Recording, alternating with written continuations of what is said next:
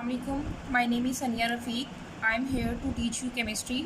हमारा आज का टॉपिक है हाइड्रोकार्बन्स। हाइड्रोकार्बन्स क्या होते हैं? जैसे कि उनका नेम ही रिप्रेजेंट कर रहा है, hydro mean hydrogen and carbons mean carbons, यानी ऐसे कंपाउंड जो सिर्फ और सिर्फ कार्बन और हाइड्रोजन से मिलकर बने होते हैं उनको हाइड्रोकार्बन कहा जाता है। इनको हम किस तरह से डिफाइन कर सकते हैं? Those compounds which are made up of only carbon and hydrogen.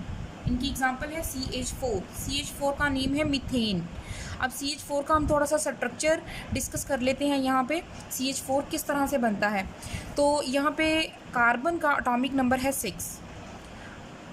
इसके फर्स्ट शेल में 2 इलेक्ट्रॉन्स और लास्ट शेल में 4 इलेक्ट्रॉन्स आते हैं। 6 इलेक्ट्रॉन कंप्लीट हो गए। जब भी हमने 2 एटम्स के दरमियान बॉन्डिंग को रिप्रेजेंट करना है तो हम उनके आउटरमोस्ट शेल को ड्रॉ करते हैं।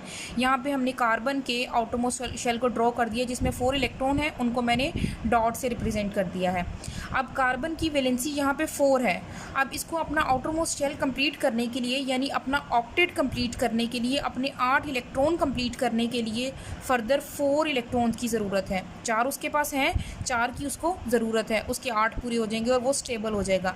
अब ये 4 इलेक्ट्रॉन इसकी मर्ज़ी है, ये जिस मर्ज़ी एटम से कंप्लीट करे, क्योंकि हम CH4 की बात कर रहे हैं तो यहाँ पे ये अपनी वैलेंसी को हाइड्रोजन के साथ सेटिस्फाई करेगा। हाइड्रोजन के आउटरमोस्ट शेल में 1 ही इलेक्ट्रॉन होता है, ये अपने 1 इलेक्ट्रॉन को इसके साथ शेयर कर लेगा, तो इन दोनों के दरमियान में बॉन्ड बन जाएगा।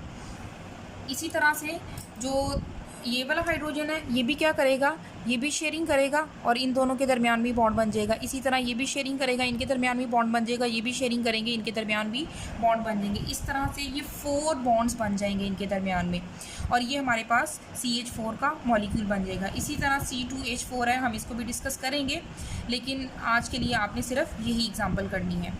Next is very important question, why the hydrocarbons are considered as the parent organic compound। Parents organic compounds ऐसे compounds को कहा जाता है जिनसे फर्दर, यानी जो मेन compounds हैं और उनसे हम फर्दर और compounds बना सकते हैं। तो हाइड्रोकार्बन्स को क्यों कहा जाता है पेरेंट ऑर्गेनिक कंपाउंड्स? इसकी रीज़न मैंने लिखी है, because many other organic compounds are derived from them. इनसे हम बहुत से दूसरे ऑर्गेनिक कंपाउंड्स बना सकते हैं। और वो किस तरह से बना सकते हैं? बाय द रिप्लेसमेंट ऑफ 1 और मोर हाइड्रोजन। इनमें से एक या एक से ज़्यादा हाइड्रोजन को रिप्लेस करके, और उनकी रिप्लेसमेंट पे हम कोई भी अदर एटम लगा सकते हैं या कोई भी ग्रुप ऑफ एटम लगा सकते हैं। जैसे इसकी एग्जांपल हम लेते हैं CH4। CH4 में क्या है? 4 हाइड्रोजन है। हम क्या करते हैं कि एक हाइड्रोजन को उतार के उसकी जगह पे क्लोरीन लगा देते हैं, तो ये क्या बन गया? ये उसका एक डिराइव्ड मॉलिक्यूल बन गया। तो इसको इसलिए हम पेरेंट ऑर्गेनिक कंपाउंड भी कहते हैं, क्योंकि इनकी रिप्लेसमेंट से हम दूसरे बहुत से कंपाउंड्स बना सकते हैं। तो ये इसलिए पेरेंट ऑर्गेनिक कंपाउंड्स कहलाते हैं। ये बेसिकली स्केलेटन होते हैं ऑर्गेनिक कंपाउंड्स का। आज का हमारा टॉपिक यही था। Thank you very much. अल्लाह हाफ़िज़।